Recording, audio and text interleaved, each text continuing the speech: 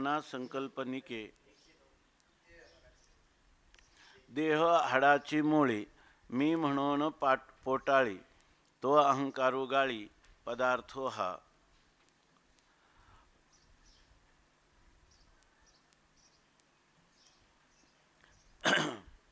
रुक्मिणी प्राणसंजीवन भक्तजन वत्सल अकारण करुणा वरुणारे अनंत गुणगण निधान.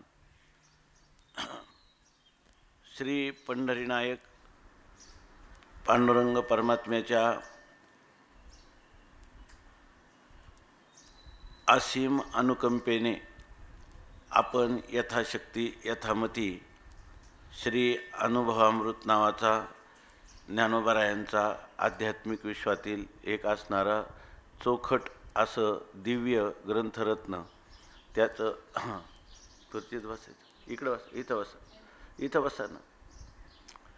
याचं टीका आहे का मराठी?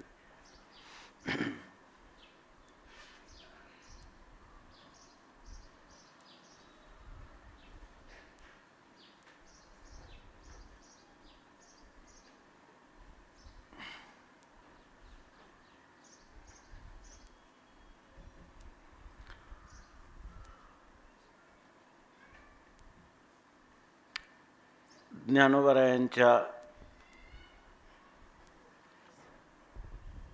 प्रातिभ अनुभूतीला किंवा अतींद्रिय आध्यात्मिक अत्युच्च कोटीची अनुभूती की जिला साकाष्ठा सापरागतीही असं उपनिषद म्हणतं, तर ती अनुभूती गुरुआज्ञेवरून म्हणजे श्रीमंत निवृत्तीनाथ महाराजांच्या आज्ञेवरून शब्दरूपाने साकार करीत आपल्याला आपली स्वरूपस्थिती करतला मलकवत जेणेकरून होईल अशा प्रकारची शब्दयोजना ज्या ग्रंथामध्ये झालेली आहे त्याचं आपण यथाशक्ती यथामती चिंतन करत असताना श्लोक पंचक की जे मंगलाचरणाच्या रूपाने आहेत, नंतर शिवशक्ती समावेशन, सद्गुरु वंदना, वाचारून परिहार, ज्ञान अभेद कथन, अविद्येची अयथार्थता, सच्चिदानंद पदत्रय विवरण आणि शब्दखंडन ही 6 प्रकरणं झाल्यानंतर आपलं जे 7वं प्रकरण आहे ते चालू आहे.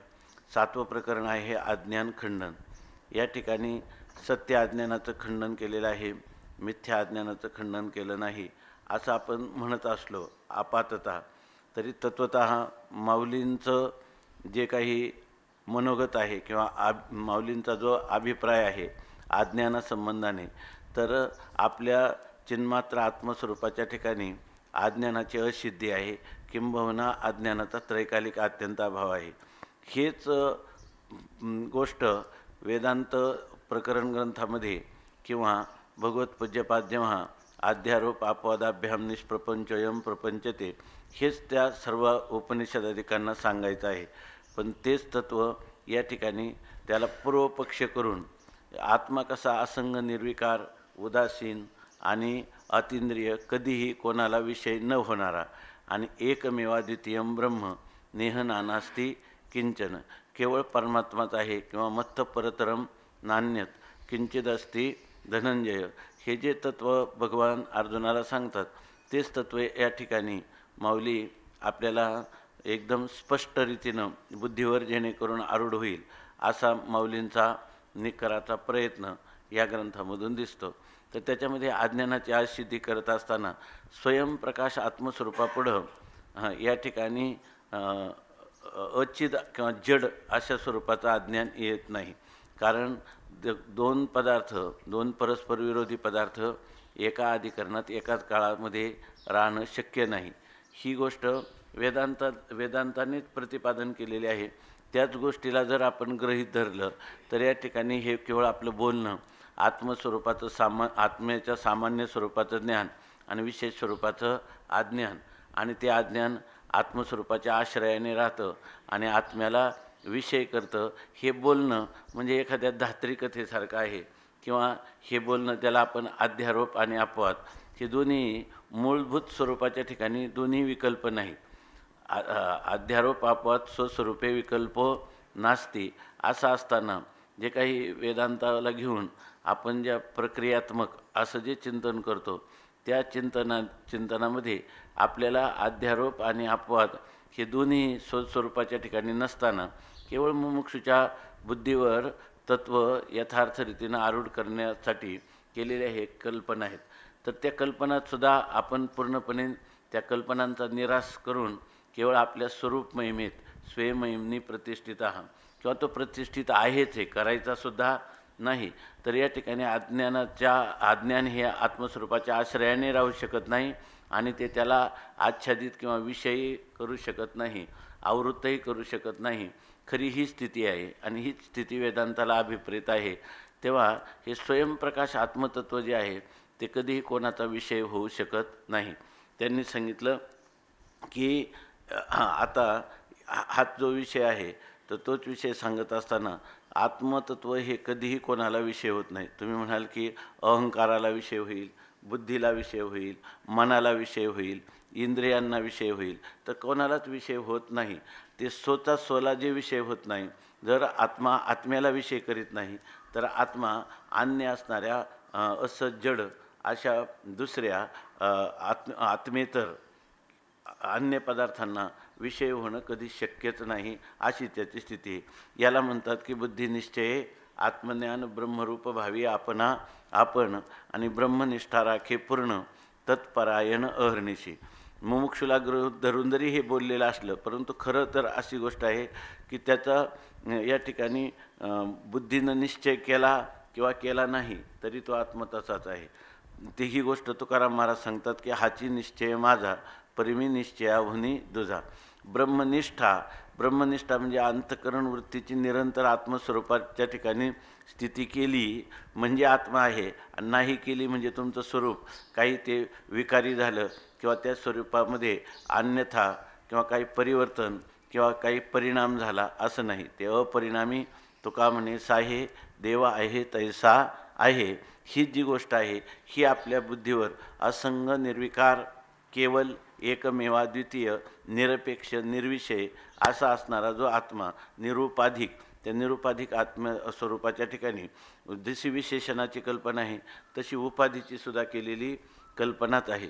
तो निर्विशेष असल्यामुळं तो कधी विशेष भावाला प्राप्त झालेलाच नाही आणि निरुपाधिकच नित्य निरुपाधिक असल्यामुळं त्याच्या ठिकाणी उपाधीच्या केलेल्या कल्पनाचा कधी स्पर्शच होत नाही.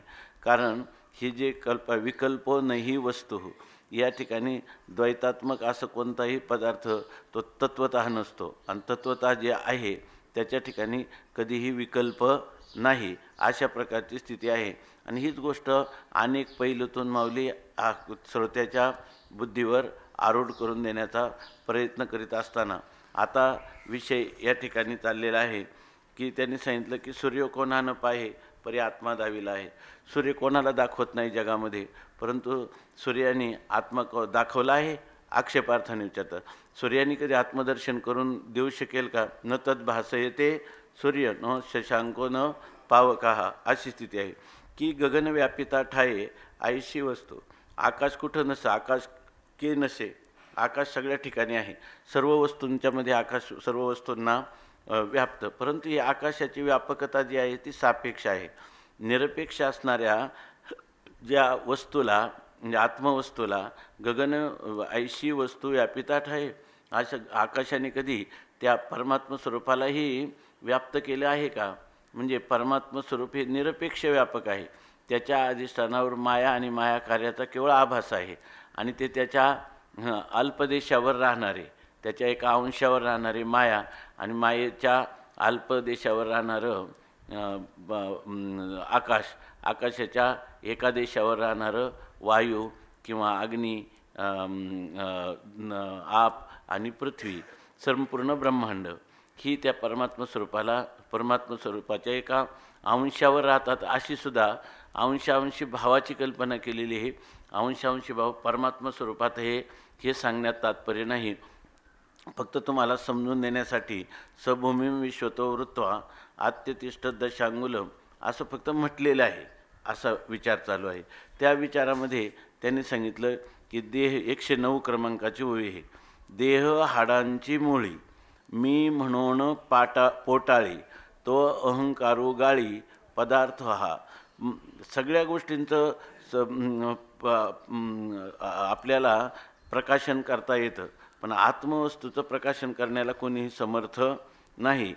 तर त्यासाठी सांगतात देह ही एक हाडांची मुळे आहे. अनेक अस्थींचा सांगाडा एकत्र येतो आणि मी म्हणून पोटाळी. आणि अहंकार काय करतो? अनात्म असणारा अहंकार, तो अहंकार त्या देहाच्या आपलं हाडांच्या मुळीच्या रूपाने असणारा, म्हणजे अनेक अस्थींचा संघात स्वरूप असणारा हा जो देह आहे, त्या देहाला तो देह मी आहे, देहोहम असं पोटाळी त्या देहाला आलिंगन करतो. म्हणजे त्या देहाविषयी लगेच बोला महाराज, तिथं हे ठेवा. तर त्याच्यामध्ये त्या देहाला मी आहे अशा प्रकारच्या देहाविषयीची तादात्म्य भ्रांती करतो, देह करतो. परंतु तो आपला तो अहंकार करतो. परंतु तो अहंकारो हा पदार्थो गाळी. परंतु तो अहंकार कधीही मी आत्मचैतन्य आहे किंवा मी ब्रह्म आहे असा अहंकार कधीही म्हणत नाही. म्हणजे त्या अहंकाराला आत्मचैतन्याचं विषयत्व कधीच येत नाही. कारण त्यासाठी विवेक चूडामणीमध्ये म्हटलेले आपण परवा पाहिलं होतं, अहंकार हा धियमृते. अहंकार बुद्धीला म्हणत असतो, उलट त्याला म्हणतो की मा सुप्त प्रबोधय. त्या परमात्मा जो आहे तो सुप्त अवस्थेत आहे, म्हणजे तो आपल्याला प्रत्यक्ष झालेला नाही. आणि त्या बुद्धीला तो सांगतो, जर तू फार प्रयत्न करशील म्हणजे आत्मानात्मविचाराकडे प्रवृत्त होशील तर तुला आत्मस्वरूपाचा परिचय होईल, तुला आत्म्याचं विशेष स्वरूपाने ज्ञान होऊ शकेल. परंतु तुझं करून घेऊ नको. तो झोपला तर झोपलेलाच राहू दे. तो सामान्य स्वरूपात जसा आहे तसाच राहू दे. त्याला विशेष स्वरूपात कधी प्रगट करू नको. कारण अहम ब्रह्मास्मी हे ज्ञान विशेष आहे. आपली मूळची जी ब्रह्मरूपता आहे ती सामान्य आहे, परंतु तिथं जेव्हा मी ब्रह्म आहे असं जे वृत्तीज्ञान आहे ते मात्र विशेष आहे. आणि ते विशेष ज्ञान हे त्या विशेष असणाऱ्या अज्ञानाच्या विरोधी आहे. त्याचं ते विशेष अज्ञानाचं ते नाशक आहे. आपण म्हणतो ना, अहम ब्रह्मास्मी इत्याकारक वृत्तीमध्ये प्रतिफलित झालेलं चैतन्य म्हणजे ते विशेष ज्ञान हे अज्ञानाचं नाशक आहे. परंतु ते म्हणतात, ती बुद्धी म्हणते की आपलं तो अहंकार म्हणतो की त्याला काय करू नको, तू उठू नको, जागृत करू नको. कारण काय, उत्थिते परमानंदे. तो जर परमानंद स्वरूपाने प्रगट झाला तर काय होईल, न च त्वम, तू बुद्धी राहणार नाही. कारण बुद्धीचाही बाध तू बुद्धी काय होती, तुझाही बाध होईल. आणि न च त्वम न च अहम, आणि मी सुद्धा काय आहे, अंतकरणाची एक वृत्तीरूप परिणामच आहे अहंकारसुद्धा. तो म्हणतो की मग मी पण जाईल. आणि मग न च त्वम न च अहम न वै जगत, आणि हे जगतही राहणार नाही. त्याचप्रमाणे इथं सांगतात, तो अहंकारू गाळी पदार्थ हा. तो अहंकार ह्या आत्मपदार्थाला सोडून बाकीच्या सगळ्या पदार्थाच्या ठिकाणी जाऊन बसतो. माशी जशी सर्व पदार्थावर बसते पण विस्तवावर बसत नाही, कारण तिथं मरण आहे. त्याप्रमाणे हा अहंकार ब्रह्माला मी असं कधी, आत्मचैतन्याला मी निर्विशेष आत्मसत सामान्य आत्मस्वरूप आहे अशा प्रकारचा तो अहंकार निश्चय होऊ देत नाही. तो अहंकारमुळे अनात्मा असणाऱ्या देहाच्या संघाताला, आपल्या अस्थिच्या संघाताला मी देह असं तो म्हणू शकतो, परंतु आत्मवस्तूला तो विषय करू शकत नाही.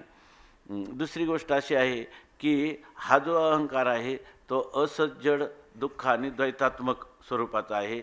आणि तो सच्चिद आनंद अद्वैत स्वरूप असणाऱ्या परमात्म्याला मी म्हणत नाही. कारण ते म्हणत असताना त्याला जसा इतर अनात्म पदार्थांचा बाध करतो तसा स्वतःचाही त्याला बाध करून घ्यावा लागतो. आणि आपला बाध कोणाला सहन होत नाही. म्हणून हा अहंकारसुद्धा मी आत्मचैतन्य आहे असं म्हणत नाही. लगेच बोला आता, ठीक आहे ना. आता टीका. अहो अहंकाराचे एवढे बळ, जे हाडची देह पोकळ, तेथे धरुणी सळ, मी म्हणून बैसला असे. ते म्हणतात ह्या अहंकाराचं एवढं सामर्थ्य आहे का जो पोकळ असणाऱ्या हाडांनी बनलेला अस्थित मांसाचा हा देह, त्या ठिकाणी तो सळ म्हणजे इतका दुराग्रह धरतो की त्या अस्थि मांसाच्या देहाला मी आहे असं म्हणून बसलेला आहे. केवळ हाडांची चौभवनी ते मी ऐसे मानोनी, तया जडाशीच राबवूनी भोग भोगी. आता म्हणतात देह म्हणजे काय? केवळ त्या ठिकाणी अस्थि मांसाचा कोथळा असं नाथ महाराजांनी सांगितलेलं आहे.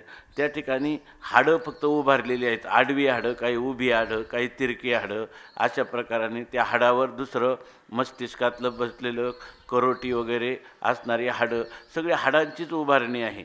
परंतु त्या हाडांच्या उभारणीनं झालेला जो देह, त्या देहाला तो मी आहे असं मानतो. इतकंच नाही तर ते जड आहेत, परंतु त्यांनासुद्धा तो राबवतो आणि भोग भोगतो. म्हणजे त्या जड असणाऱ्या पदार्थांच्या ठिकाणी, म्हणजे खरं जर पाहिलं तर ते जड आहेत, परंतु त्या ठिकाणी अहम असं जे स्फुरण होतं हे, आणि मी भोगता आहे असं स्मरण होतं, हे कोणाचं आहे? जीवाच्या ठिकाणी, म्हणजे चिदाभासाच्या ठिकाणी. आणि ते चैतन्य जे आहे ते चिदाभासाच्या रूपाने हे अंतःकरणावृत्तीमध्ये प्रविष्ट होऊन त्या ठिकाणी ते मी भोगता आहे, मी करता आहे असा अभिमान धारण करतं. म्हणून या ठिकाणी सगळंच्या सगळं हा अहंकार काय करतो? जड वस्तूंना देखील क्रियाकारित्व आणल्यासारखं करतो आणि जणू काही त्याच्या ठिकाणी आपल्या सुखदुःखांचं भोक्तृत्व आम्हाला आलेलं आहे असं मानतो आणि सुखदुःखाचा भोगही स्वतः होऊनच घेतो. वास्तविक काही कारण नाही. नसत्या छंदे जग विनोदे विवळतसे. सुखदुःखाचा भोग घेऊन आनंदी किंवा दुःखी होतो, याचं कारण काय आहे? केवळ त्या अनात्म पदार्थाशी, देहादिकांशी तो तादात्म्य करतो. असो निखळ जडची जो मोदळा, तो जेने कामविला, मा छिद्रसु जो निर्वाळला, तो काय न भोगावा तेने. ते म्हणतात अहो ह्या अहंकाराचं एवढं सामर्थ्य आहे, जो केवळ जड असणारा जो मोदळा म्हणजे हाडामांसाचा पुतळा, आणि तो जेने कामविला, आणि त्याने जे कामवलं, जसं म्हणतात ना, मूळ जसं जनावराची कातडी आहे, तो जो काही मोची आहे तो त्या कातडी कमावतो आणि त्या कातड्यापासून मोठा तयार करतो, चपला तयार करतो, काही शोभेच्या वस्तू तयार करतो. वास्तविक ते काय दुर्गंधीयुक्त अशा प्रकारचं असणारं ते मूळचं कातडं असतं जनावरांचं. परंतु तसा हा निखळ जडची जो मुदळा, केवळ जड असणारा की जो स्वतःलाही जाणत नाही, हा जो अनात्म पदार्थ आहे, अस्थि मांसादिक हे जड आहेत आणि त्या जडाचा तो पुतळा आहे. पण तो जेने कामविला, परंतु त्याच्यामध्येही त्यांनी त्याला कामवलं, म्हणजे आपण कातडी कमावणे किंवा कामावणं, तर त्याप्रमाणे त्यांनी त्या जड देहाला देखील त्या अस्थिच्या पुतळ्याला, मोदळ्याला ज्याने कमावलं. जसं एखादा मातीचा पुतळा असतं आणि त्याच्यामध्ये जसा एखाद्या प्राणाने प्रवेश करावा आणि त्याला जिवंत सजीव करावं, त्याप्रमाणे ह्या अहंकाराच्या ठिकाणी एवढं सामर्थ्य आहे की त्याने त्याला देखील क्रियाकारित्व आणल्यासारखं केलं. मग जर त्या ठिकाणी जडाला जर तो चेतनत्व देऊ शकतो तो अहंकार, तर मग छिद्रसु जो निर्वाळला, तो काय न भोगावा त्याने. मग जो निर्वाळला छिद्रसु म्हणजे शुद्ध असणारं जे चिन्मात्र तत्व आहे, त्या चिन्मात्र तत्वाचा त्या अहंकाराने का भोग घेऊ नये? जर जडाला तो जडाचा जर तो भोगता होऊ शकतो, तर त्याचं मूलभूत असणारं चिदाभासाचं, म्हणजे त्या अहंकाराचं, म्हणजे चिदाभासाने युक्त असणारा जो अहंकार, त्या अहंकाराने आपलं मूळ अधिष्ठान रूप असणारं जे चिद्रूपता किंवा ज्ञानरूपता किंवा त्याला काय म्हणतो चिन्मात्रता, त्या चिन्मात्रतेचाही भोग त्याने का घेऊ नये? अर्थात घेतला पाहिजे, घेणं शक्य आहे. मग तो घेणार नाही काय? अर्थात घेईलच असं तुम्हाला वाटेल. परंतु तुम्हाला वाटेल मग त्याला काय झालं, तो ह्या मूलभूत आपल्या स्वरूपानंदाचा भोगता तो का होऊ नये असं जर तुम्हाला वाटेल. परी काय करील करंटा, लागता चिन्मात्रीची या वाटा, मरणाचा दारवंटा प्राप्त होतो. परंतु म्हणतात, परंतु तो काय घ्यायला पाहिजे, परंतु त्याला म्हणतात करंटे कपाळ, असा तो कपाळ करंट आहे. तो कोण? अहंकार. वास्तविक आपल्या अधिष्ठानाचं त्याला आस्वादन करता आलं, रसास्वादन करायला यायला पाहिजे, अधिष्ठानाचाही तो भोगता व्हायला पाहिजे होता, परंतु त्याला अधिष्ठानाचा भोग होत नाही. अनात्मा अशा पदार्थांच्या ठिकाणी तो त्यांच्या ठिकाणी सजीवता समर्पित करून त्या ठिकाणी त्याचा भोग घेऊ शकतो. पण आपल्या मूळ अधिष्ठानभूत असणाऱ्या आनंदाचा भोगता किंवा त्या चिन्मात्राचा भोगता मात्र तो होऊ शकत नाही. का होऊ शकत नाही? तर तो करंट आहे, दुर्दैवी आहे. नशीबहीन आहे. आणि त्यामुळं जर तो चिन्मात्रेच्या वाटेला गेला, म्हणजे केवळ चिन्मात्र असणारं जे आत्मतत्व त्याच्या मार्गावर गेला तर त्याला मरणच प्राप्त होतं. त्याला मरणाचा दारवंठा म्हणजे उंबरठा प्राप्त होतो. कारण हा अहंकार मरण पावल्याशिवाय तो आत्मरसच त्याच्या शिल्लक राहत नाही. जर आत्मरसाला अवशिष्ट ठेवायचा असेल तर त्या ठिकाणी जर ह्या अहंकाराने आपलं भोगतेपण ठेवलं तोपर्यंत त्याला आत्मरसाची अनुभूती येत नाही. आणि जर त्याला आत्मरसरूपता किंवा चिन्मात्र रूपता प्राप्त करायची असेल तर त्याला आपल्या स्वतः स्वरूपाचं त्या आत्मस्वरूपाच्या ठिकाणी स्वतंत्रता राहू देता येत नाही. त्याला आपलं विसर्जनच करावं लागतं. अहंकार गेला, तुका म्हणे देव झाला. त्याला आपल्या अहंकाराचं विसर्जन केल्याशिवाय ह्या देवरूपाला प्राप्त होता येत नाही. आणि प्रत्येकाला तर आपलं स्वतंत्र अस्तित्व असावं असं वाटतं. त्यामुळं तो अहंकार कधीही ह्या चिन्मात्र तत्वाच्या वाटेला जात नाही. अहो स्वरूपाशी म्हणो मी आपण, तरी अहंकाराशी आले मरण. म्हणून स्वरूपाची अहंता जाणं, सांडिली अहंकारे. कारण जर आपण आपल्या आत्मस्वरूपाला मी असं जर म्हटलं, आत्मस्वरूपाला मी म्हटलं का त्याचं असणारं जे अनात्म स्वरूप, स्वतंत्र स्वरूप, त्या स्वरूपाला मरण आलं म्हणूनच समजा. त्यामुळं ह्या स्वरूपाची अहंता अहंकाराने टाकून दिली. म्हणजे अहंकार ह्या स्वरूपाला मी स्वरूपरूप आत्मस्वरूप आहे, अखंड विशुद्ध असणारं असंग निर्विकार आत्मचैतन्य मी आहे असं तो अहंकार म्हणत नाही. अहो स्वरूपाच्या ठाई अहंता, हे गोष्टीची वाव तत्वता. काय चंडाग्नी माझी पाहता, सापडे दुजे. तर ते सांगतात स्वरूपाच्या ठिकाणी अहं हे स्फुरण मुळात कधी नाहीच आहे. आणि स्वरूपाच्या ठिकाणी अहंकार आहे असं जर कोणी म्हणत असेल, स्वरूपाच्या ठिकाणी अहंकार आहे, चिदाभास हा त्या मी ब्रह्म आहे असा अभिमान धारण करील, चिदाभास मी देह आहे असाही अभिमान धारण करील. एक यथार्थ आहे, एक अयथार्थ आहे. पण असं जरी असलं तरी मूळ स्वस्वरूपाच्या ठिकाणी मात्र अहंकार हा कधी झालेला नाही. हा चाललेला सगळा व्यवहार, बंध आणि मोक्षाचा व्यवहार हा चिदाभासाच्या ठिकाणी होणारा व्यवहार आहे, चैतन्याच्या ठिकाणी नाही. म्हणून जर कोणी म्हणत असेल की स्वरूपाच्या ठिकाणी अहंता स्थापित करता येते, म्हणजे स्वरूपाच्या ठिकाणी अहमचं जतन करून आपल्याला स्वरूपाचा भोग होतो किंवा स्वरूप सुखाचा किंवा स्वरूपानंदाचा भोगता होता येतं, तर ही गोष्टच मुळात वाव म्हणजे मिथ्या आहे किंवा हे बोलणंच मुळात खोटं आहे. जसं चंडाग्नीमध्ये त्या ठिकाणी दुसरं कोणती वस्तू ज्या वेळेला प्रखर अशा प्रकारचा केवळ धगधगता अग्नी आहे, त्याच्यामध्ये काही दुसरं सापडत नाही. सापडे दुजे म्हणजे दुसरं सापडेल काय, अर्थात सापडणार नाही. त्यामुळं त्याप्रमाणे आपल्या केवळ स्वस्वरूपाच्या ठिकाणी हा मिथ्या असणारा अहंकार कधीही सापडणं शक्य नाही. थोडक्यात आपल्या आत्मस्वरूपाच्या ठिकाणी अहंकाराचा त्रैकालिक अत्यंताभाव आहे. अहंकार हा शून्यरूप तुच्छ आलिक असा पदार्थ आत्मस्वरूपाच्या ठिकाणी आहे. तो कधीही मी आत्मा असा अभिमान धारण करू शकत नाही. अहो स्वरूप प्रत्यय झाला आणि अहंकार नाही गळाला, या पापरूपा बोला बोलेल कवणू. अहो स्वरूपाचा एखादा जर कोणी म्हणायला लागलं, त्यांना स्वरूपाची प्रतीती आलेली आहे, आत्म्याचा साक्षात्कार झालेला आहे, परंतु त्याचा अहंकार मात्र गळून गेलेला नाही. म्हणजे अहंकारासहित त्याला आत्म्याचा मी आत्मा आहे असं अहंकाराला ठेवून आत्म्याचा साक्षात्कार झालेला आहे असं जर कोणी म्हणत असेल तर ते म्हणतात हे पापस्वरूप असणारे बोल आहेत. आणि अशा प्रकारचं पापाला घेऊन म्हणजे अहंकाराला ठेवून मी आत्मा आहे असं कोण बरं बोलेल. म्हणजे खरा स्वरूप साक्षात्कारी महात्मा असं कधीही बोलू शकणार नाही.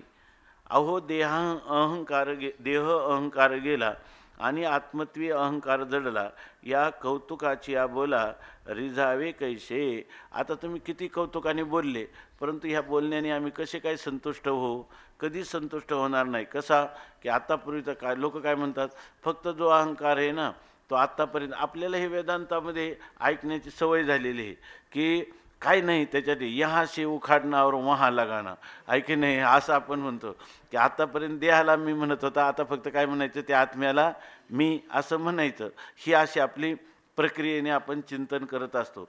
पण ज्ञानोबा या ठिकाणी म्हणतात, अहो स्वरूप प्रत्यय झाला, त्याला स्वरूपाची म्हणजे आत्मस्वरूपाची प्रतीती आली आणि अहंकारही गळाला नाही. या पापरूप अशा शब्दाला असे शब्द कोण बरं बोलेल? अर्थात कोणीच बोलणार नाही. आणि मग अशा वेळेला तुम्ही म्हटले की अहो देहांकार गेला, देहाचा अहंकार होता तो गेला आणि आता काय झालं, आत्मत्वी अहंकार जळला. तोच अहंकार देह म्हणत होता, तो आता फक्त काय म्हणायला लागला, देवोहम म्हणत होता, तो ब्रह्माहमस्मी असं तो म्हणायला लागला.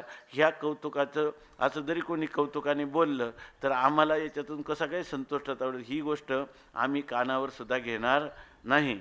एवम अहंकाराची धाव जववरी हा देहभाव, आत्मयाची शिव देखीलीच नाही.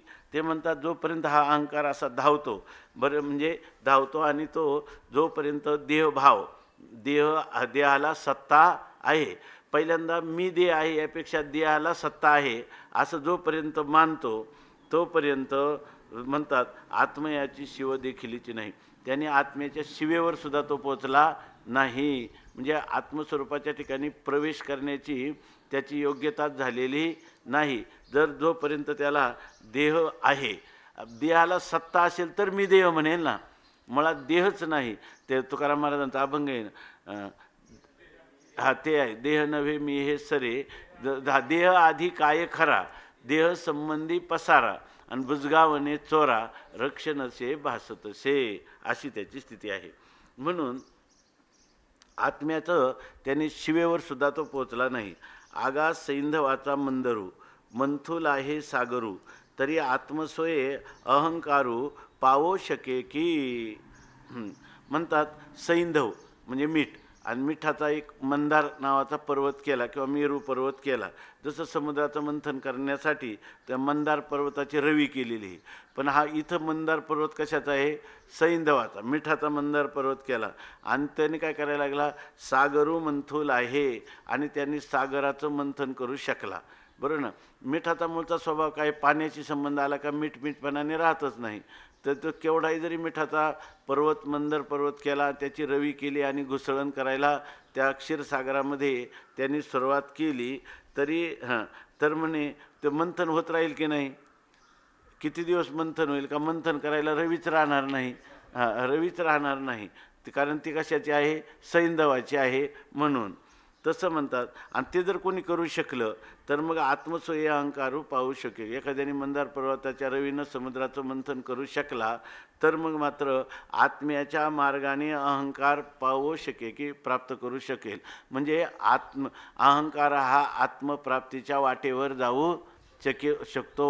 म्हणजे स्वतः अहंकाराचं अस्तित्व किंवा आपली सत्ता ठेवून तो आत्मप्राप्ती करू शकतो. असं जर होईल तर मग तिकडं नाही हो, मिठाची सत्ताच राहणार, मिठाचं स्वरूपच शिल्लक राहणार नाही, आहे की नाही. तसं इथं सुद्धा काही नाही. आणि मीठ काय होईल, समुद्र रूपाला प्राप्त होईल. आता खऱ्या अर्थाने प्राप्त झालं ते. पण तसं इथं मी म्हणून अहंकार जसाच्या तसा शिल्लक ठेवून तो ब्रह्मरूपतेला प्राप्त झाला, हे बोलणं आम्ही कानावर सुद्धा घेणार नाही. आणि हे जर घ्यायचं असेल ते झालं तर हे घेऊ, आहे की नाही. ते होणं शक्य नाही. तसं अहंकाराचं अहंकार पण राहून त्याला आत्मत्वाची प्राप्ती होणं कधीही शक्य नाही. एवं बळी अहंकारे आत्मयाशी न करवे पुरे, तेवीच बुद्धीही न शिरे ये ठाई पै. एवं अशा प्रकारे बलवान असणारा अहंकार, परंतु आत्मयाशी पुरे न करवे, तो आत्म्याची पूर्तता करू शकत नाही. म्हणजे आत्मस्वरूपाशी एकरूपता, बरोबर ना.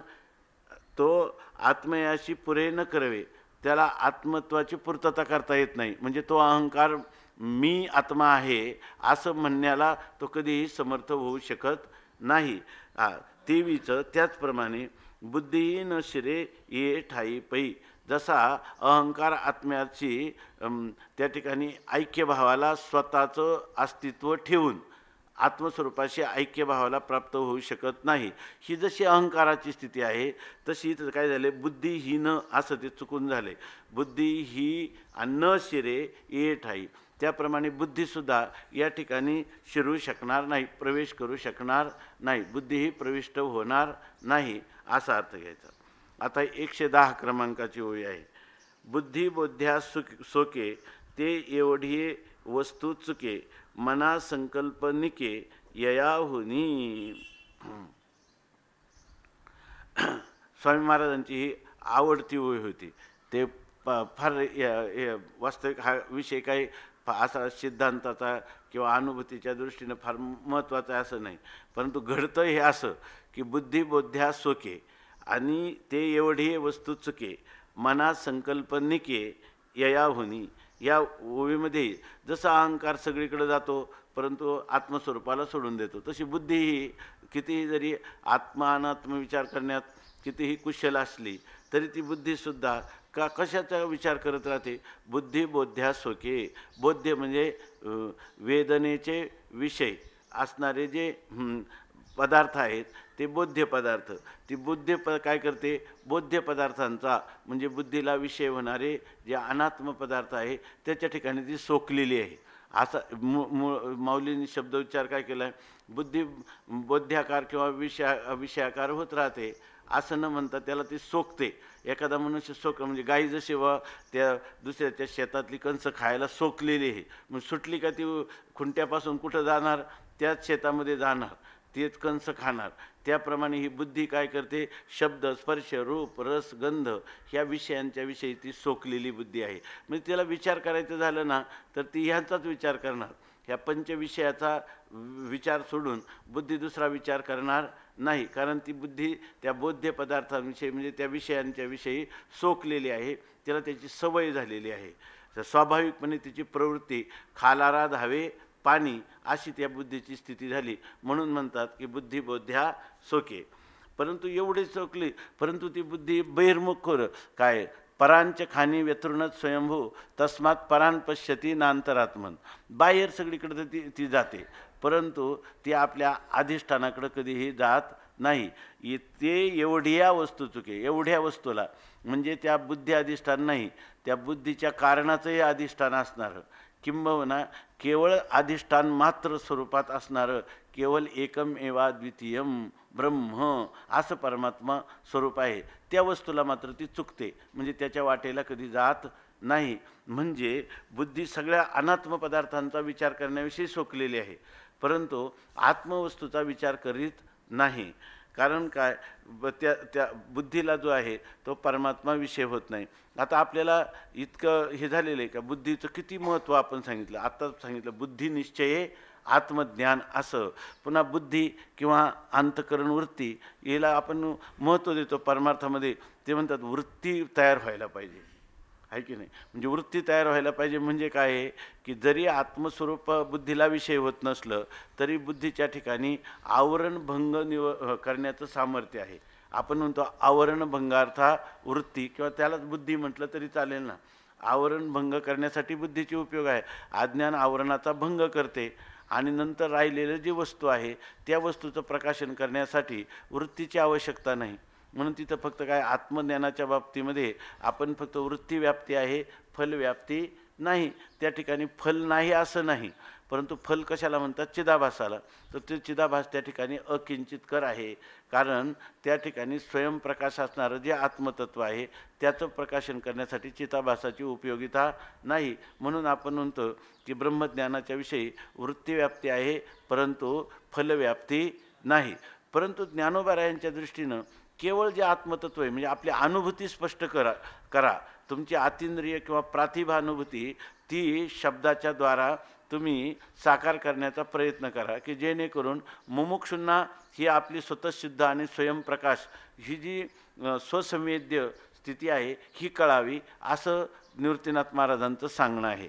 आणि त्या सांगण्याच्या दृष्टीनं पाहिलं तर आत्मस्वरूपाच्या ठिकाणी वृत्तीव्याप्तीचीही गरज नाही आणि फलव्याप्तीचीही गरज नाही.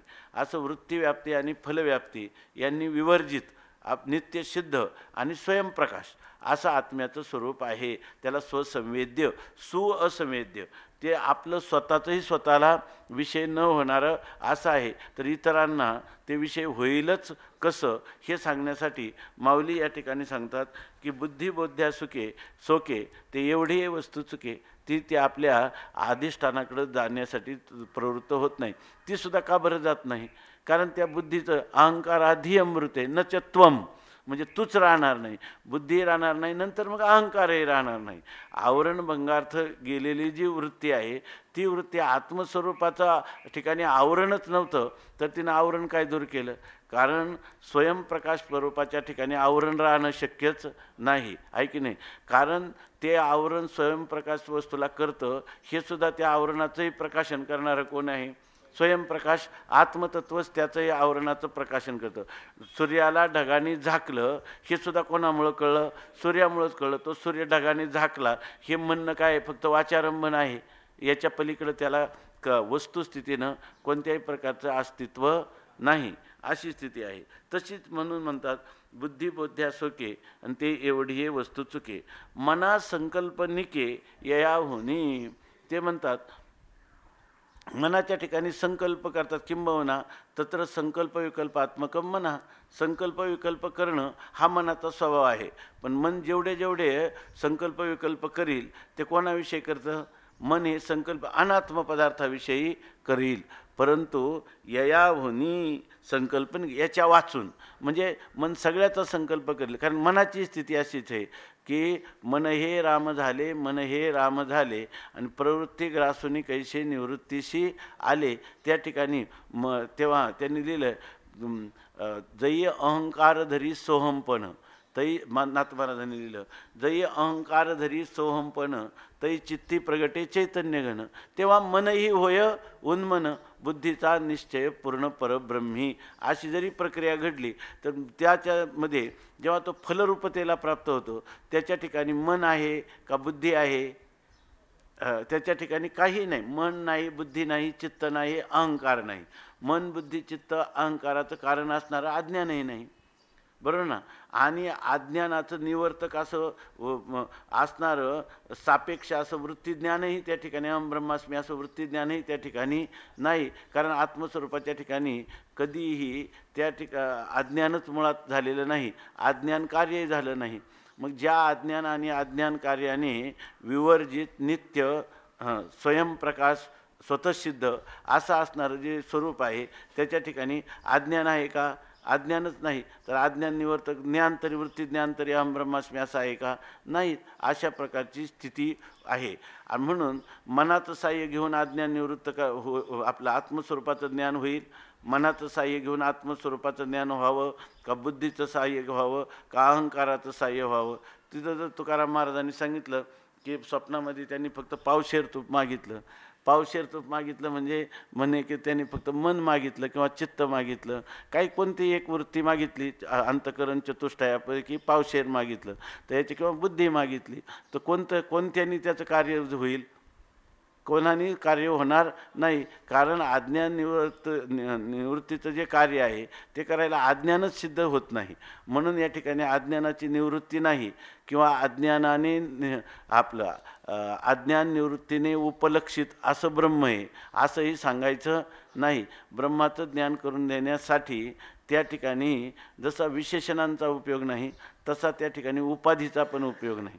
आणि जसं उपाधी किंवा विशेषणाचा उपयोग नाही तसं उपलक्षणाने देखील त्या ब्रह्मस्वरूपाचं कथन करता येत नाही. त्यामुळे तिथं अहंकार उपयोगाचा नाही, बुद्धीही उपयोगाची नाही आणि मनसुद्धा उपयोगाचं नाही. किंबहुना हे पदार्थच आत्मस्वरूपाच्या समोर कधी आलेलेच नसताना तुम्ही एवढा मोठा त्याचा बाहू केलेला आहे की ह्या अज्ञान निवृत्ती, हे अज्ञान काही साधारण गोष्ट समजू नका. हे काय दैवी हेशा गुणमयी मम माया दुरत्या माया मे काय मामे वये प्रपद्यन्ते माया मेताम तरंती ते, असं सुद्धा म्हणण्याची गरज नाही. म्हणून सांगतात मनात संकल्प निके यावणे. मन कधी किती संकल्प केलं तरीसुद्धा सगळ्याचा संकल्प करील पण आत्मस्वरूपाचा संकल्प करू शकत नाही. म्हणून कारण तुझं जे स्वरूप आहे ना ते मन वाचा तिथं तुझे हे स्वरूप, याला दुसरं काही आता तुम्ही म्हणाल की इथं तर तुकाराम महाराज म्हणतात मनवनी माप भक्ती केले भक्तीची आ मापे मोजितो अनंता इतराने तत्वता न गणवे. हे सापेक्षता ठेवून बोललेलं आहे. आहे की नाही. आणि ज्ञानोबराय जी आहे ते त्या ठिकाणी निरपेक्ष आत्मस्वरूपाचं वर्णन करताना वस्तुस्थिती काय आहे ते सांगत आहेत. तुकाराम महाराज भीट ठेवून मुमुक्षूंच्या कल्याणासाठी मनवनी मापभक्ती केले असं म्हणतात. आणि इथं म्हणतात का कोणतंच माप त्या ठिकाणी चालत नाही अशा प्रकाराने सांगतात. आता टीका. बुद्धीचा विषय नव्हे ऐशेपा काय आहे परी आत्मयाची सोय न टके तियेशी. बुद्धी कोणाला विषय करू शकत नाही. बुद्धी जेही कोण समोर बुद्धीसारखं ह्या जगातल्या पदार्थांचं प्रकाशक कोणीच नाही. म्हणून बुद्धी ही बुद्धीचा विषय नाही असे ह्या अनात्म पदार्थांचा समूहात्मक असणाऱ्या जगामध्ये की जो पदार्थ बुद्धीला विषय झाला नाही असा कोणता पदार्थ आहे. परंतु त्या बुद्धीला आत्म्याची सोय म्हणजे आत्म्याचा मार्ग कधीच प्राप्त होत नाही. म्हणजे आत्मस्वरूपाला प्राप्त करणारा असा मार्ग त्या बुद्धीला मात्र कधीही सापडला नाही. अहो बोध्याशी सोकली बुद्धी ते कदा न राहे सुधी परी आत्मयाची शुद्धी न सापडे तियेशी. आता म्हणतात जी बुद्धी बोध्य पदार्थांचा म्हणजे शब्दादी विषय ना. बोध्य म्हणजे शब्दादी संपूर्ण हा सामान्य रीतीने. परंतु आत्म्याची शुद्धी ते आत्मरूप जो बोध्य आहे हो त्याला हा तिला सगळे बोध्य आहे पण आत्मा बोध्य होऊ शकत नाही. ती जर म्हणेल की आत्मा ही बोधाचा विषय करू तर ती बुद्धी मात्र आत्म्याला विषय करू शकत नाही. म्हणजे अनात्म पदार्थांना ती जाणू शकेल म्हणजे अनात्म पदार्थाला विषय करेल पण ती काय म्हणेल आत्म्यालाही विषय केलं पाहिजे. कारण असं आहे की श्रुतिवचनं दिसतात तमेव विदित्वा अतिमृत्युमेती नान्य हा पंथा विद्यते आहे नाही. त्या आत्म्यालाही आपण विषय केलं पाहिजे पण आत्म्याला ती कधी विषय करू शकणार नाही. आत्मा तिचा विषय होऊ शकत नाही. परी आत्म्याची सोय न टकेत तिला आत्म्याची सोय किंवा मार्ग तो मात्र तिला कधी सापडत नाही. म्हणून त्यांनी लिहिले ना की बुद्धी जी आहे 7व्या अध्यायामध्ये की विचार मागुता पावली रिगे तर जाणीव जेथ न रिगे. कारण बुद्धेर ज्ञान जाणीव जेथ न रिगे विचार मागुता पावली निगे तर कोईही आयनी नेघे अंगी जयाच्या पार्था तया नाव ज्ञान येर प्रपंच हे विज्ञान तेथ सत्यत्व बुद्धी हे अज्ञान हेही जाण अशी स्थिती आहे. अहो बोध्याशी सोकली बुद्धी ते कदा न राहे सुधी परी आत्मयाची शुद्धी न सापडे तियेशी. आता ते म्हणतात ही बुद्धी काय झाली बोध्याला सोकलेली आहे. बोध्याला सोकलेली आहे म्हणजे जेवढे जेवढे पदार्थ तिच्या कक्षेत येतील त्यांना ती सगळ्यांना विषय करते. असं जरी जर असला असेल तरी ते कदा न राहे सुधी. जोपर्यंत बुद्धी बोध्याला सोकलेली आहे इथं ते आपल्याला एक सावध करून देतात. त्यावेळेला बुद्धी जर अनात्म पदार्थांना विषय करीत असेल तर तोपर्यंत ती सुधी न राहे. सुधी म्हणजे सम्यकधी म्हणजे चांगल्या प्रकारची ती राहू शकत नाही. म्हणजे ज्या अर्थी आपली बुद्धी शुद्ध आहे कधी म्हणता येईल जर ती आत्म्याला विषय करीत असेल तर आणि ती अनात्म्याला विषय करीत असेल तर त्या बुद्धीला कधीही आत्माविषय होण्याची योग्यता प्राप्त होणार नाही. कारण तैसे मोक्ष देईल ज्ञान येथं किरणाही आण परितेची थारे ऐसे मन शुद्ध व्हावे. अशा प्रकारचं ते थारे ऐसे मन शुद्ध व्हावे असं शुद्ध झालेलं पाहिजे. पाताळीचे निधान दाविल किरा अंजन परी तेथ व्हावे लोचन पायाळाचे तैसे मोक्ष देईल ज्ञान. त्याचप्रमाणे मोक्षाने ज्ञान होता. एक महाराज आले होते तर ते भास्कर महाराज होते आपले तर तिथं ते त्यांनी विचारलं भास्कर महाराजांना हे मोक्ष देईल ज्ञान कसं आहे एवढं थोडं समजावून सांगा. भास्कर महाराजांनी केला अन्वय आणि त्यांनी सांगितलं की बा ते ज्ञान जे आहे ते मोक्ष देतं असा अर्थ घ्यावा. ते म्हणून इतक्या दिवस मला हे लक्षातच आलं नव्हतं. मी म्हणायचं ज्ञानेश्वर महाराजांनी असं का लिहिलं आहे तैसे मोक्ष देईल ज्ञान. पुन्हा त्यांनी दुसरं एक हे केलं की ते आहे ना श्लोक कोणता बहुनाम जन्मनाम अंते ज्ञानवान माम प्रपद्यते. तर ते बहुनाम जन्मनाम अंते, अनेक जन्माच्या शेवटी ज्ञानवान पुरुष हा अनेक जन्माच्या शेवटी मला प्राप्त होतो असं त्यांनी सांगितलं. असं मग ते पुन्हा त्यांना श्रीधरी टीका होती. मग ती श्रीधरी टीका आम्ही शांतीपीठावर असताना मग भास्कर महाराजांनी त्यांना जरा समजावून सांगितलं. ते म्हणजे मी याच्यावर खूप प्रवचनं केली, पण मी हेच सांगत असतो की ज्ञानवान माम ज्ञानवानाला सुद्धा अनेक जन्म घ्यावेच लागतात म्हणे, मी असं सांगतो म्हणे. आणि मग त्याला अनेक जन्माच्या शेवटी त्याला प्रपत्ती म्हणजे भगवंताची शरणागती प्राप्त होते. आणि काही टीकाकारांनी जे द्वैती टीकाकार आहे त्यांनी तसा अर्थ केलेला पण आहे. अहो बोध्याशी सोकली बुद्धी, ते कदा न राहे सुधी, परी आत्मयाची शुद्धी न सापडे तयशी. म्हणजे बुद्धी अनात्म पदार्थाचा विचार करता करता त्या अनात्म पदार्थांना किंवा त्या ज्ञेय पदार्थांना ती सोकलेली आहे, परंतु ती त्यावेळेला ती शुद्ध बुद्धी राहत नाही. आणि कारण काय आहे, बुद्धी जाणे आणि न जाणे ही त्यास. तर कोणती बुद्धी जाणे? शुद्ध बुद्धी जाणे, अशुद्ध बुद्धी न जाणे, किंवा त्या वृत्तीव्याप्तीने जाणे आणि फलव्याप्तीने न जाणे, किंवा भिन्नत्वाने न जाणे, आत्मत्वाने जाणे. आणखी काय? शक्तिवृत्तीने न जाणे आणि लक्षणावृत्तीने जाणे असं आपण म्हणत राहतो. ते गोष्ट इथं कोणतंच नाही. इथं याचं त्या सगळ्या सुद्धा खंडितच आहे. कारण बुद्धीला तो विषयच होत नाही, शक्तिवृत्तीने होत नाही आणि लक्षणावृत्तीलाही विषय होत नाही. परी आत्मयाची शुद्धी न सापडे तयशी. त्या बुद्धीला आत्म्याची शुद्धी म्हणजे आत्म्याचं संशोधन किंवा आत्मस्वरूपाचं यथार्थ विषय करणं हे त्या बुद्धीला कधीही होत नाही, तिला तो मार्ग सापडत नाही. आता बुद्धी आकलिले नाही, ऐसे काहीच नसे पाही, तरी एवढी वस्तूशी काही ओसंडील ते. आता ते म्हणतात की बुद्धी इथं अकलिले नाही, तिथं बहुतेक आकलिले नाही असं आहे का त्याच्यात काही? अकलिले नाही आहे का? ठीक आहे, मग त्याचा अर्थ तोच घ्यावा. म्हणजे बुद्धीला जे आकलन झालं नाही, ऐसे काहीच नसे. जगामध्ये बुद्धीला आकलन झालं नाही असं काहीच नाही. आता तुम्ही सकाळी जेवढं सांगितलं गॅमा रेज काय एक्स रेज सगळे बुद्धीला आकलन झालेले नाही. बुद्धीला आकलन झालं नाही असं काही जगामध्ये नाही. पण एवढे वस्तूशी काही ओसंड, पण म्हणे काय बुद्धीनं काय केलं, ह्या आत्मवस्तूला देखील ओसंडलं म्हणजे आक्रमण केलं, म्हणजे तिचं अतिक्रमण केलं. म्हणजे आत्मवस्तूही काय हात आणली आणि तिचंही अतिक्रमण केलं. अर्थात बुद्धी तिच्याही पलीकडची आहे की ती आत्मवस्तूला आकळू शकते, असं मात्र कधीही घडलं नाही. एवढे वस्तूचे म्हणजे आत्मवस्तूला ते ओसंडीलं काय, त्याचंही अतिक्रमण करील का? म्हणजे त्यालाही यथार्थ रीतीनं जाणून त्याच्याही पलीकडं काय असेल तर त्यालाही बुद्धी गवसणी घालील किंवा त्यालाही आकलन करील, असं कधी बुद्धीला होईल का? आत्माच त्याला जाणू शकणार नाही. सगळ्यांचा ती उल्लंघन करील पण आत्मवस्तूचं उल्लंघन करू शकत नाही. परी वस्तूचे चोजवणी, बुद्धीशीच ए मुळवणी, या लागी तिया झणी आत्मा देखिजे. ते म्हणतात परिवस्तूचे चोजवणी, ज्यावेळेला ती वस्तूचं ज्ञान करायला म्हणजे आत्मवस्तूचं ज्ञान करायला प्रवृत्त होते तेव्हा बुद्धीचंच मुळवणी. ते त्यावेळेला काय होते, ती आत्मवस्तू त्या बुद्धीच्याच मुळावर उठते. म्हणजे त्या बुद्धीला बाधित करून घ्यावं, स्वतःचा बाध करून घ्यावा लागतो, तेव्हा तिला आत्मवस्तूची तद्रूपतेला एकरूपतेला प्राप्त होता येतं. म्हणून ती बुद्धी म्हणते जर आम्ही ह्या वस्तूचं ज्ञान करायला गेले तर मलाच मुळवणी येईल, म्हणजे माझाच काय होईल, सत्यानाश होईल.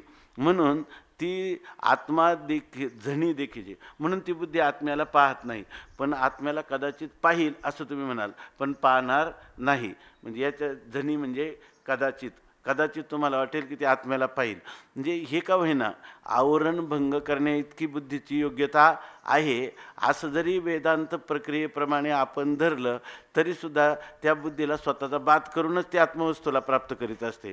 त्यामुळे बुद्धी आपला स्वतःचा नाश करण्यासाठी तिच्याकडे कधीही प्रवृत्त होत नाही. आणि कोणाचीच होत नाही का? नाहीतर मग हा मार्ग जो येतो मार्गच राहिला नसता. पण जणी का कोणीतरी एखादा बहुनाम जन्मनाम अंते ज्ञान आस्थेच्या महापुरी रिगताती कोटीवरी परिप्राप्तीच्या पहिलं तरी विपायला निघे, असा कोणीतरी एखादा महापुरुष असतो. तो त्याची बुद्धी मात्र ह्या वस्तूला, बरोबर ना, त्या वस्तूला आत्मवस्तूला पाहण्याची त्याची बुद्धी, ती कोणती बुद्धी? सुधी. जी शुद्ध बुद्धी आहे ती स्वतःचा बात करून या ठिकाणी जसं सांडोनी कुळे दोन्ही प्रियाशी अनुसरे कामिनी तैसे द्वंद्व त्यागी स्वचिंतनी पडली तैशी, असे त्या बुद्धीचं वर्णन ज्ञानोबरायांनी कधी तोंड भरून केलेलं आहे. ऐक, तैसेची मनाशी मनोरथ करी काय एक नव्हतं परी आत्माची नाठवतं सदैव असतया, या ठिकाणी उपहासाने असं म्हटलेलं बरं का. मनाला मनोरथ करणार, कोणतं मनोरथ मन करणार नाही, मन काय काय चिंतन करू शकणार नाही, सगळं चिंतन मन करू शकतं, परंतु त्या ठिकाणी आत्म्याचं मात्र तो कधीच आठवण करत, मन आत्मस्वरूपाचं स्मरण करीत नाही, सगळ्यांचं स्मरण करतं अनात्म पदार्थाचं. परी आत्माची नाठवतं सदैवा तया, ते इतकं भाग्यवान आहे की त्याला सगळं आठवतं, फक्त आत्माचं आठवत नाही. म्हणजे हे उपहासाने म्हणलेले इतकं ते काय आहे, त्याला काय म्हणतं, कमनशिबी आहे ते, इतकं कमनशिबी आहे त्याला सुदैव असं म्हटलेलं आहे, बरोबर ना. सदैवाचं किती भाग्य आहे ना. काय काय काय कोणत्या, हां, तरी वस्तूचे हे बघा, बुद्धी आकलेले नाही आईशे काहीच नसे पाहि, बुद्धीला आकलन होत नाही असं काहीच नाही, परंतु एवढे वस्तूशी काही ओसंडील ते पण हां हां हां बरं, हा आत्मवस्तूला, हा सगळ्या गोष्टीला वा सगळ्या गोष्टीला ते आकलन करतं, मग आत्मवस्तूला सोडील काय, सोडणार नाही. परंतु परी वस्तूचे चोजवणी, का सोडणार नाही म्हणजे सोडायला नको पाहिजे, पण सोडते की नाही, सोडते का. वस्तूचे चोजवणी बुद्धीशीचं हे मुळवणी, त्या वस्तूचं जर ज्ञान करून घ्या गेलं तर आपल्याच काय होतं, ते मुळावर उठते, म्हणून त्या जणी आत्मा देखील, म्हणून ती कधीही आत्मा पाहत नाही. ठीक आहे, तर भाव तर एकच येतो ना त्याचा, दोन्हींचाही भाव एकच येतो ना. ती त्याला काय आहे, ती आत्मावस्थेला कधी सोडील का, पण सोडतेच का नाही, सोडतेच. अहो मनाचे, आता इथं पण हे परी आत्माची नाठवत सदैवास तया, परंतु ते मन सगळ्याचं मनोरथ करतं, बरोबर ना. काय काय मनोरथ करू शकत नाही, काही पण मनोरथ करू शकतो, मन संकल्प कशाचा करू शकत नाही, कशाचाही संकल्प करू शकतं, परंतु फक्त आत्म्याचा संकल्प करते का, ते नाही करत, कारण ते सदैव आहे, फार भाग्यवान आहे. आता ते भाग्यवान आहे का अभागी आहे की नाही. उपासाने म्हटले ना त्याला, उपासाने म्हटले की असं असं ते भाग्यवान आहे, म्हणजे खरं ते अभागी आहे.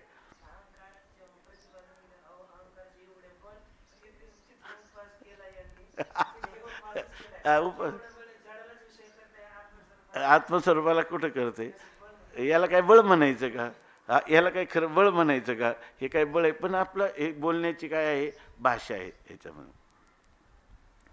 अहो मनाचे संकल्पा सरीचे आत्मत्व, जरी इथं आत्मत्वाच्या पुढे दंड आलाय, तो दंड काय आवश्यक नाही. अहो मनाचे संकल्पा सरीचे आत्मत्व जरी गिवसे तरी मनाशीच कैसे मन पण तेथे. अहो मनातील संकल्प केलं आणि त्या संकल्प केला की मी आत्मा आहे, असा जर मनाला संकल्प केला आणि त्याला आत्मा शोध, त्याला त्या मनाच्या संकल्पाने त्याला आत्मस्वरूपाची प्राप्ती झाली, तर आत्मस्वरूपाची जेव्हा मनाला प्राप्ती होते तेव्हा मनाच्या ठिकाणी मन पण तेथे मनाशीच कैसे, त्या ठिकाणी त्या मनाला मन पण राहिलं का, तेव्हा मन होय उन्मन, आणि बुद्धीचा निश्चय पूर्ण परब्रह्मी. ज्यावेळेला बुद्धीचा निश्चय होतो किंवा मनाचा संकल्प होतो त्यावेळेला खरं त्या मनाच्या ठिकाणी मन राहतं का, केवळ ब्रह्मपणच उरतं, ब्रह्मपणच अवशिष्ट राहतं, मनाचं मनपण राहतच नाही. किंवा मनाच्या मनपणाचा बळी दिल्याशिवाय आत्म्याच्या आत्मत्वाची प्रतीतीच त्याला येत नाही. ही खरी काय आहे, वस्तुस्थिती आहे. अहो हे संकल्प घेऊन आगा मनाचे कल्पित ठाये ते आत्मा नव्हे, आता कल्पनाची जरी मालवे तरी मनते किमात्मक.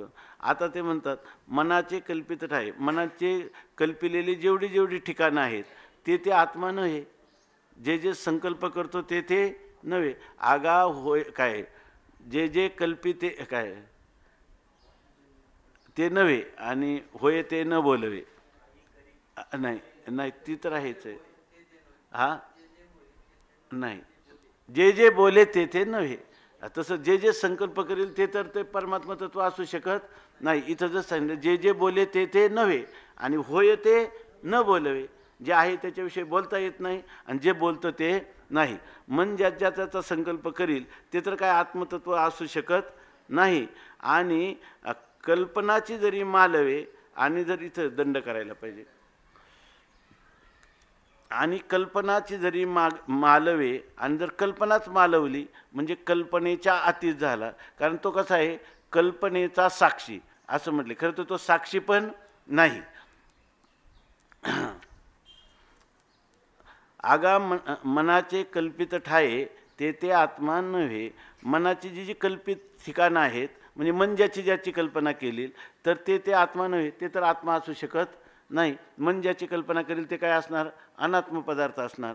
आता कल्पनाची जरी मागवे मग कल्पल्यामुळं येत नाही म्हणून जर तुम्ही कल्पनाच टाकून दिली तरी मन ते की महत्व. मग कल्पना जर टाकून दिल्यावर मग तर आत्मवस्तू राहते की नाही. मग मनाच्या कल्पनेने जर तुम्हाला आत्मवस्तू प्राप्त होत नसेल तर आपण काय करायची कल्पना टाकायची. मग कल्पना टाकल्यावर मन काय आहे मन ते किमात्मक. मन कुठं राहिले कल्पना टाकल्यावर म्हणजे कल्पना केल्यावर आत्मस्वरूपाचं ज्ञान मालवतं आणि कल्पना टाकली का मग आत्मस्वरूपाचं ज्ञान होतं का. असं वेदांतामध्ये आपण हेच करतो की नाही चिंतन. त्या योगवासिष्ठामध्ये काय सांगितलं की जेव्हा ब्रह्मस्वरूपाच्या ठिकाणी संकल्प होतो बरोबर ना तेव्हा त्याला जीव असं नाव येतं आणि जीवाच्या ठिकाणी जेव्हा संकल्प त्याग केलेल्या जीवाचंच नाव ब्रह्म असं होतं. योगवासिष्ठात वारंवार सांगितलं. पण ती प्रक्रिया इथं नाही मानत. जे त्या या ठिकाणी संकल्प काही करी बोले कल्पी न करी न बोले न कल्पी हे दोन्हीही तुझ्या स्वरूपी न घेती उमसू. तू काही केलं कल्पना केली बोलला किंवा नाही कल्पना केली नाही बोलला का नाही काही केलं तरी तुझ्या स्वरूपाच्या ठिकाणी ह्या दोघांचाही संबंध कधीच येत नाही. असं असणारं अखंड दंडायमान सगळ्यांना अविषय असणारं असं जे स्वतःसिद्ध आणि स्वयंप्रकाश स्वसंवेद्य तत्व तो ह्या अमृतानुभवाचा काय मूलभूत विषय आहे. मग तुम्ही म्हणाल कल्पनाचा त्याग केल्यावर तरी आत्मस्वरूप प्राप्त होतं. कल्पनेचा त्याग केल्यावर मन नावाचं पदार्थ कुठं राहते. म्हणजे याचा अर्थ मन हे आत्मस्वरूपाचं मनन किंवा संकल्प विकल्प कधीही करू शकत नाही. अहो हे संकल्प घेऊन मन अतिशय कुशळ जाण तरी आत्मयाहुनी देखी आपण तेथेची ते मिरवे. म्हणतात हे संकल्प करणारं जे मन आहे ते अतिशय कुशल आहे. आत्मयाहुनी देखी आपण जे आपल्या आत्म्यापासून आपण देखे म्हणजे आत्म्याहून आपण भिन्न आहे हे मन इतकं कुशल आहे की ते संकल्प विकल्प करतं. पण ते संकल्प विकल्प सगळ्यांचा करतं पण मी आत्मा आहे असा संकल्प करीत नाही.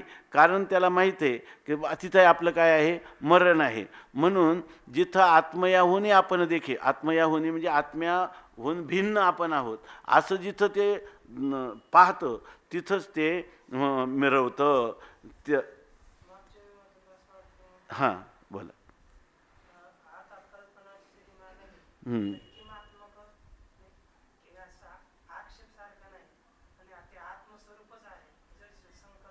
हा हा नाही मन ते किमात्मक हे आक्षेपार्थ नाही. मन ते काय आहे मनाचं स्वतःचं स्वरूप काहीच नाही. मग कशाचं राहिलं खाली फक्त आत्माच आहे. पण मनाचं स्वरूप आत्मा आहे असं नाही. हां मनच म्हणजे आता आत्मस्वरूपच आता राहतं. म्हणजे त्या आत्मस्वरूपाच्या ठिकाणी तुमच्या मनाचा संकल्प मावळला काय आणि तुम्ही मनाचा संकल्प केला काय त्या दोन्हीचा आत्मस्वरूपाशी यत्किंचितही संबंध कधीच होत नसतो. त्यामुळे हे मन जे आहे ते मनाने जेव्हा परमात्म्याची प्राप्ती तुम्ही काय म्हणतात मन करारे प्रसन्न सकळ सिद्धीचे कारण मोक्ष अथवा बंधन मनची ते. मग तुम्हाला वाटतं का खरोखरच ना मन पूजा केली मन माऊली सकळांची मन गुरु आणि शिष्य करी आपुलेची दास्य प्रसन्न आपण असं गती अथवा अधोगती. शेवट काय साधक वाचक पंडित श्रोते वक्ते ऐका मात नाही नाही आनदैवत तुका म्हणे दुसरे. हे सगळं अज्ञानाचा स्वीकार करून बोलणे का आता हे विशुद्ध स्वरूपातल्या आत्म्याविषयीचं बोलणे अज्ञानाची कल्पना करून बोलणं आहे की नाही. त्या ठिकाणी तुम्हाला अज्ञान हा उपाधी मानून तिथं तुम्ही ते बोलू शकता. पण इथं मात्र ते बोलणं नाही. मन ते किमात्मक, मन काय, मनाचं काय स्वरूप आहे? मनाचं स्वरूपच नाही, कारण संकल्प विकल्प हेच मनाचं स्वरूप आहे. कारण मुळात मनाचं लक्षण काय? संकल्प विकल्पात्मक मना. आणि तुम्ही म्हणतात संकल्पाचा त्याग केला म्हणजे आत्मा राहिला. म्हणजे संकल्पाचा त्याग केला म्हणजे काय केला? मनाच्या मनपणाचा त्यागच केला का मनाने आत्म्याला विषय केलं?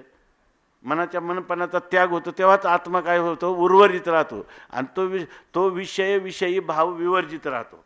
असं खरं त्याचं स्वरूप. आणि ह्याच माऊली ह्या आपल्या स्वरूपात बसून हे बोलतात. म्हणजे आपल्या स्वरूपाच्या अनुभूतीत हे काहीच होत नाही असं सांगतात.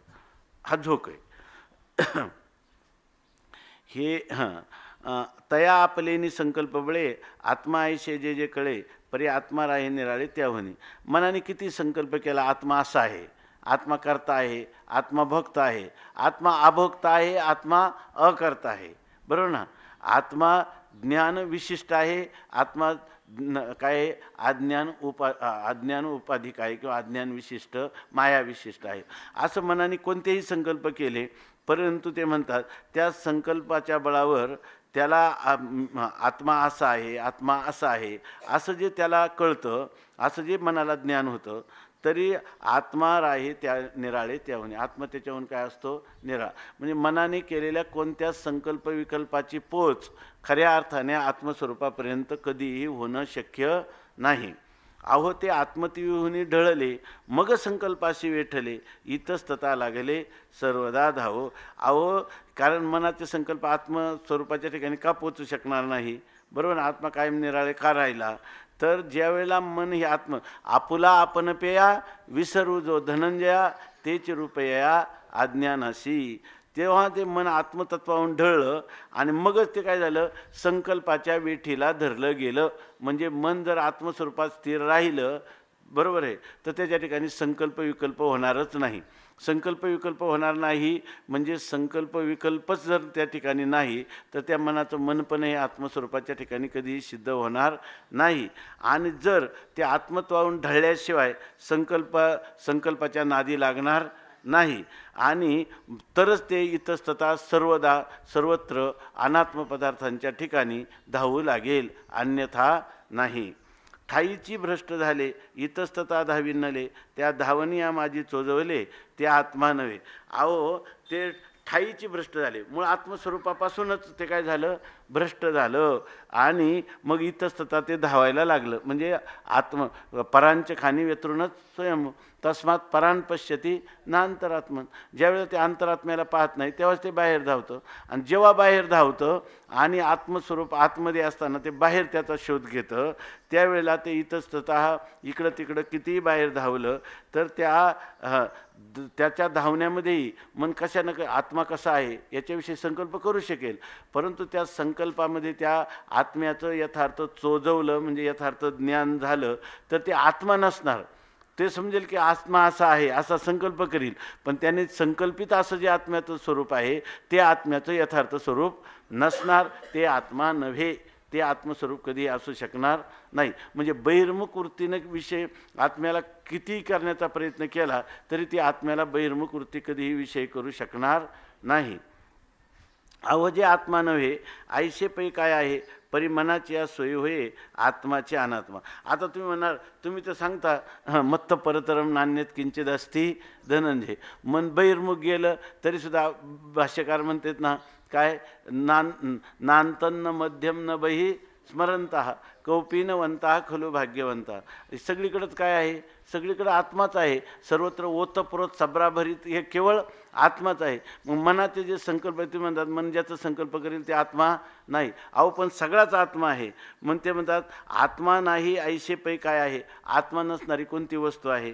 ते म्हणतात हे खरं आहे, परी मनाची या सोयी होय आत्माचे अनात्मा. परंतु जर त्या मनाच्या मार्गाने संकल्प विकल्पाच्या मार्गाने जे तुम्हाला दिसेल ना ते मात्र आत्मा दिसणार नाही.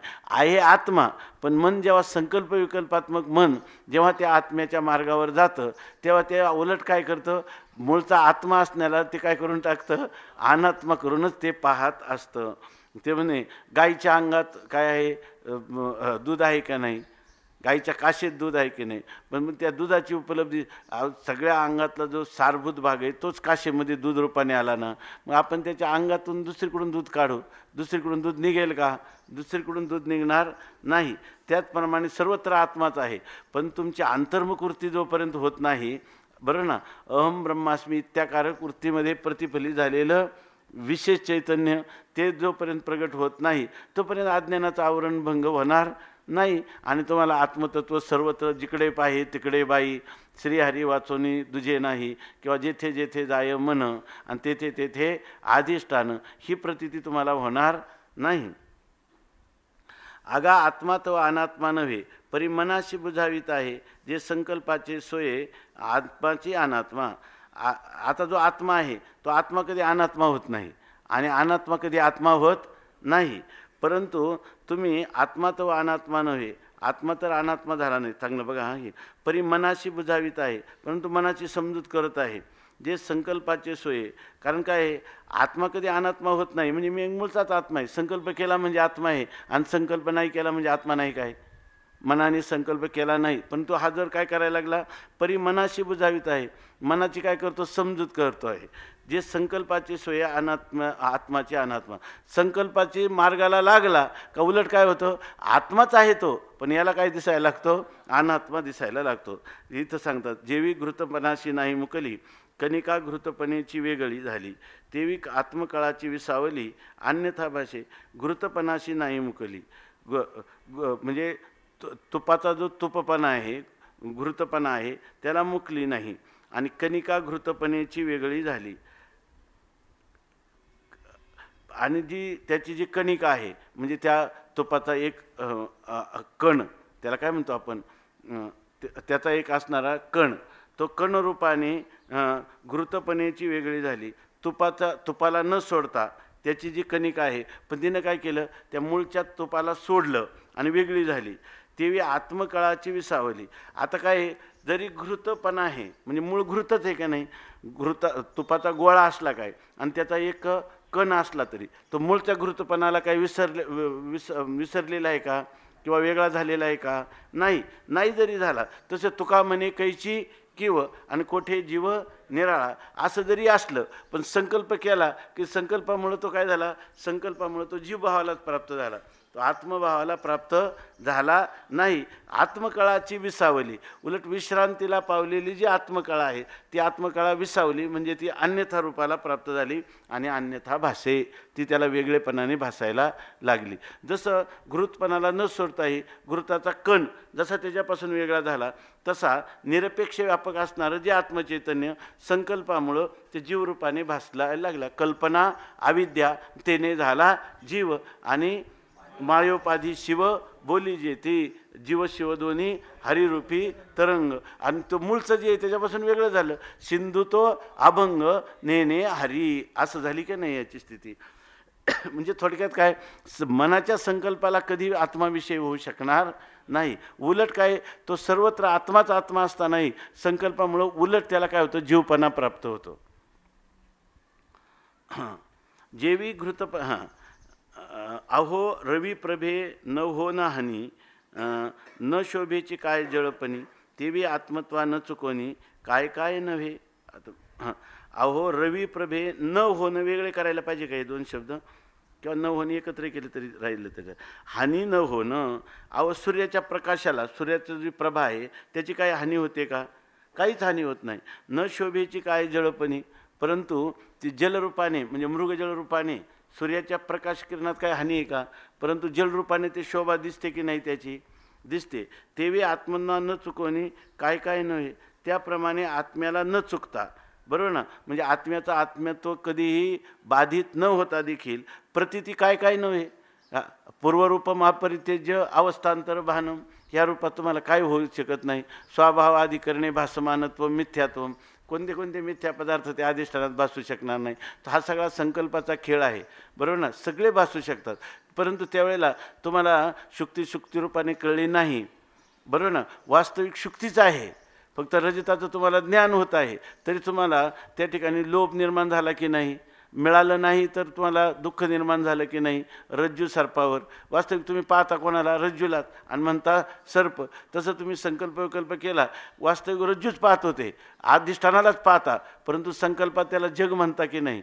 मग ते तुम्हाला काही पुरुषार्थ प्राप्ती करून देईल का? पुरुषार्थ प्राप्ती करून देणार नाही. त्याप्रमाणे म्हणतात जसं रवीच्या म्हणजे सूर्याच्या प्रकाशामध्ये काहीच हानी न होता ते जळपणाने शोभत नाही का, त्याप्रमाणे आत्मत्वा न चुकवणी आत्मत्वाला सोडत नाही. मूळ आत्मत्व अबाधितच असतं, परंतु काय काय नव्हे तिथं तुम्हाला काय काय भास होत नाहीत सगळे. मग ते भास म्हणजे आत्मा आहे का तुमच्या दृष्टीनं? उलट असलेल्या मूळच्या काय आहे, अधिष्ठानाला तुम्ही भासवलं, म्हणजे त्या अधिष्ठानाविषयी संकल्प केले आणि तुम्ही त्या अधिष्ठानापासून दूर गेले, आहे की नाही. म्हणून ते तुम्हाला काही जरी ते अधिष्ठानच पाहत असले तरी तुम्हाला पुरुषार्थप्रद होणार नाही. जसं रवी किरण पाहतो, काय प्रखर किरण आणि बराड भूमी यांच्या संबंधातून दिसणारं मृगजळ पाहतो किरण आणि म्हणतो काय हे मृगजळ, आहे की नाही. मग ताण मृगजळ म्हणत असताना पाणी प्यायला गेलं तर ताण भागणार आहे का त्याची? नाही, कारण त्यांनी वस्तुस्थितीला जाणलं नाही. असो मन आणि असो मन आणि मने भाशिले, ते आत्मत्वी काहीच नाही झाले. आता नाथिले मन पण आले तरी ते आत्मया नेणे. आता ते म्हणतात मन आणि मनाला भासणारं, मनाने ज्याचा ज्याचा संकल्प केलं ते आत्मस्वरूपाच्या ठिकाणी तर ना मन ना मनाला भासलेले संकल्प विकल्पाने असणारे पदार्थ हे काहीच झालेलं नाही. यांचा तिथं काय अजातवाद आहे. या ठिकाणी त्यांचं त्रैकालिक अत्यंत भावरूप आहे. आता नाथिले मन पण आले, आता नसलेलं जर मन पण आलं आणि त्या मनाच्याद्वारा नसलेल्या पदार्थाविषयीचे संकल्प विकल्प केले तरी ते आत्मया नेणे. ते मन आत्मस्वरूपाला कधी जाणू शकणार नाही. उलट त्याला काय होईल, अन्यथा भान होत राहील. ते बरोबर ना. आणि अन्यथा भान हे आत्मस्वरूपाच्या अनुभूतीनं होणारं जे फल आहे ते फल त्याला निरंकुशा तृप्तिरूपी फल ते कधी प्राप्त करून देईल का? भ्रमातले पदार्थ संकल्पातले पदार्थ अर्थात देणार नाहीत. अहो मने पावावी आत्मखुन, म्हणजे मनाशीच आले मरण, एवं आत्मत्वाची आगवन मनाशी नाही. आगवन म्हणजे अंगवन शब्द असा होता तिथं आहे का? बहुतेक आगवन शब्दाचा एक वेगळा अर्थ असायला किंवा आत्मत्वाची अंगवन मनाशी नाही. अंगवन या शब्दाचा अर्थ स्वरूप, त्याच्यात आहे का? आगवनच आहे का शब्द? आगवनच आहे ना.